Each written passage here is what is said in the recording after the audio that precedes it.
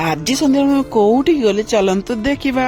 Hello hi friends, welcome back to my blog. Guys आज mini blog रा किछि एमिति आसला दोल पुनिया पई आमे पळे आसथिलु हमर हाजीपुर हाट पाखकु माने बांसुआ एरिया रे सेटा अछि। सेटा आसिया परे टे देखि पाते मेला मेला गोटे पडिछि। एटी पिला माने खेलिया पई किछि पडिछि। हम पिला माने तो खेलिबे, ता परे अछि एटी किछि घुरुणी टाइप रो पिला माने बसिबे डेइबे सब किछि थिला।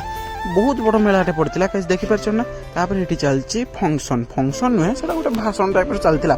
आम तो सेठी देखिबार नहीं आमर एत कथा। पुणी ये लिखाई गोटे सेल्फी पॉइंट कराइला। झुमका माने कान पिंधापी। ठाकुर आर्ट किसी एमती कराइला देखिपार ना। ठाकुर आर्ट पूरा अलग प्रकार। देखा गोटे गोरिला गोरिला दीटा गोरिला गोटे नुहे बाबारे दीटा गोरिला।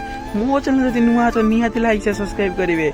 मो सान भाई आ पप्पू जाकि फटो गोटे देते। देखा बादाम।